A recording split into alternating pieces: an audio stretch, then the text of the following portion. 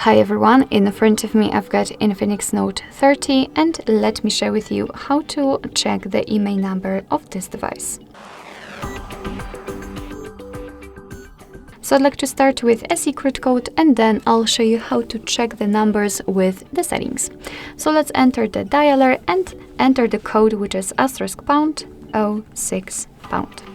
And as you can see by this code, we are provided with both IMEI numbers of this device.